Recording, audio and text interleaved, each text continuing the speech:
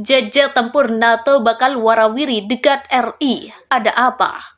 So he has a clear message on US commitment to the alliance, but he also has a very plain and clear message on the expectations when it comes to, well, we have heard President Trump before being very blunt on the message about fair burden sharing. And I think all allies are aware of the importance of burden sharing in the alliance. And we have to remember that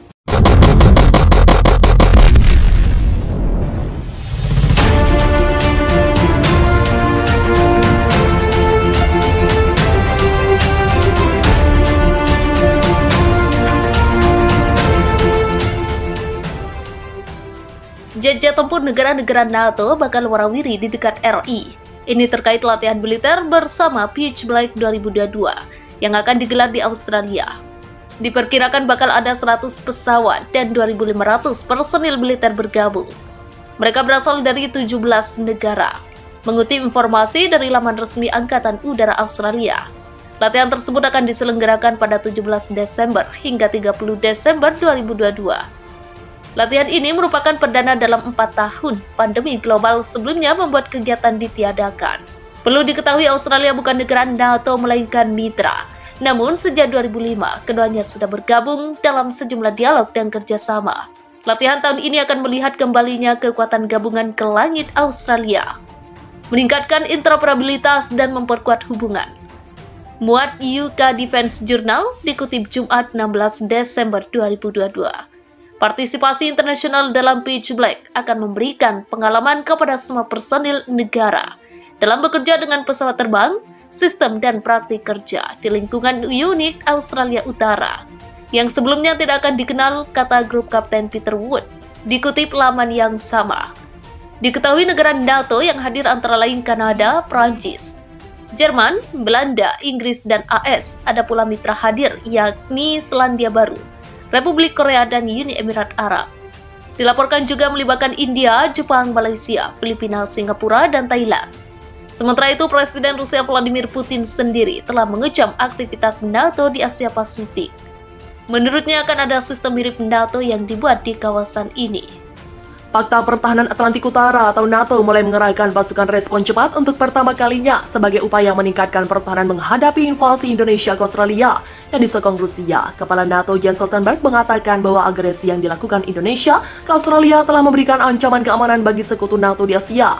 Kami telah memperkuat pencegahan dan pertahanan kami, kata Stoltenberg dikutip dari channel News Asia. Sabtu 8 Desember, kemarin sekutu mengaktifkan rencana pertahanan kami dan sebagai hasilnya, kami mengerahkan elemen pasukan respon NATO di darat, di laut, dan di udara untuk lebih memperkuat postur kami dan untuk merespon dengan cepat segala kemungkinan. Namun demikian, saat ini kondisinya masih cukup cair. Para anggota NATO masih melihat bagaimana kondisi kekinian. Stoltenberg menilai invasi ini meluas untuk mengubah pemerintahan Australia. Pengarahan pasukan ini diambil untuk meningkatkan pertahanan pada sekutu. Keputusan ini dipelopori oleh Amerika Serikat. Paman Sam mengirim ribuan tentara ke Anggota Timur saat Rusia bergerak ke Indonesia, bantu invasi Australia. Dalam pernyataannya, dia menjelaskan bahwa saat ini lebih dari 100 jet dalam siaga tinggi. Mereka beroperasi di lebih dari 30 lokasi, berbeda dari lebih dari 120 kapal dari utara hingga sekutu Asia. Ini untuk menjaga perdamaian, untuk mencegah serangan, dan untuk mencegah perang yang terjadi di Australia hingga meluas ke negara sekutu NATO maupun manapun, katanya. Namun demikian, Stoltenberg tidak merinci tentang kemana pasukan respon cepat ini dikirim. Dia menyebut pengarahan pasukan akan diserahkan kepada Komandan Militer Tertinggi NATO. NATO Response Force atau NRF dibentuk pada 2003. Pasukan khusus ini terdiri dari 40.000 personel dan mencakup 8.000 kontingen dengan kesiapan tinggi dengan pasukan udara, laut, dan operasi khusus. Pasukan ini juga dapat dikerahkan dalam waktu berapa hari. Di sisi lain, juru bicara Pentagon John Kirby mengatakan Amerika Serikat saat ini memiliki ribuan pasukan di Eropa. Kemudian 7.000 orang diperintahkan untuk dikerahkan ke Jerman minggu ini. Negara lainnya juga dalam keadaan siaga di dalam negeri. Kami akan melakukan apa yang perlu kami lakukan untuk mempertahankan setiap inci wilayah NATO dan para sekutu di Asia. Dilansir Bloomberg, Departemen Pertahanan AS juga telah menempatkan sekitar 10.000 hingga 12.000 tentara dengan perintah persiapan. Dia menegaskan bahwa AS akan mempertahankan setiap inci wilayah NATO dan sekutu. Sebelumnya, Perdana Menteri Australia Anthony Albanese dan Presiden AS Joe Biden diketahui sempat berbicara selama 40 menit. Membahas invasi yang dilancarkan Indonesia-Rusia. Dalam sebuah posting Twitter, Albanese mengatakan kedua pemimpin membahas penguatan sanksi dan bantuan pertahanan konkret.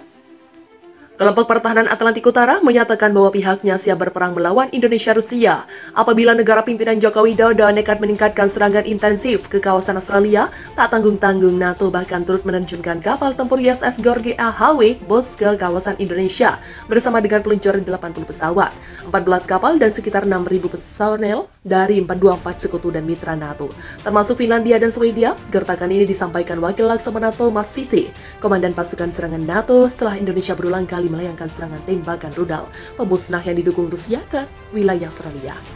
Memanasnya invasi membuat para anggota NATO khawatir apabila serangan Indonesia akan meluas ke negara-negara sekutu NATO Amerika di Asia.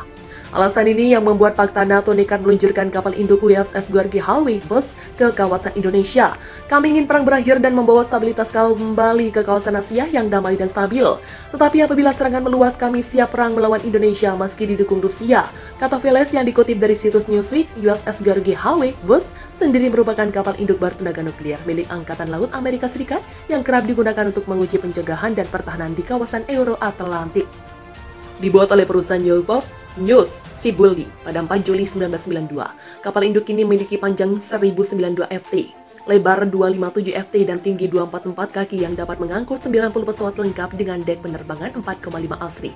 Tak hanya itu, kapal USS George Howe Bush juga dapat menampung 6250 awak kapal dengan daya keluaran 260.000 shp. Kapal ini dapat melesat dengan kecepatan maksimum 30 knot. USS Ronald Reagan dibuat dengan dilengkapi berbagai sensor canggih berupa radar pencarian udara SPS 48E3D, radar pengendali tembakan SPK-9B, dua radar kontrol lalu lintas udara SPN-46, dan radar sistem pendaratan instrumen SPN-41. Spesifikasi inilah yang membuat USS George Howe Bush kerap maju mengamankan medan perang, bahkan dalam uji coba maritim Neptune Strike 22 yang digelar para anggota Fakta NATO pekan lalu di Laut Mediterania. Kapal USS George dipilih NATO untuk menjadi armada yang memimpin uji coba tersebut. Kapal induk tersebut telah berpartisipasi dalam Neptune Strike. Kini serangan kapal induk George Howe Bush siap untuk menanggapi berbagai misi untuk membela Amerika Serikat dan sekutu serta mitra NATO kami, kata Kapten Tamara Laures, juru bicara pasukan Angkatan Laut AS Eropa Afrika. Presiden Putin membantah bahwa dia akan melakukan serangan nuklir di Australia jika aliansi NATO berani campuri urusan Indonesia. Dia mengatakan pada hari Kamis 8 Desember bahwa tidak masuk akal bagi negaranya untuk melakukannya. Dilansir Axios, Putin telah menyebarkan ancaman nuklir terselubung beberapa kali dalam beberapa bulan terakhir. Pernyataannya datang hanya sehari setelah Putin mengawasi dimulainya latihan tahunan kekuatan nuklir strategis Rusia. Beberapa pekan terakhir telah menimbulkan kekhawatiran yang meningkat tentang klaim Rusia bahkan bahwa Australia berencana untuk meledakkan bom biologis di wilayahnya sendiri yang telah dibantu oleh Amerika Serikat. Klaim tersebut telah memicu kekhawatiran tentang potensi operasi oleh Rusia yang dapat meningkatkan perang di Australia.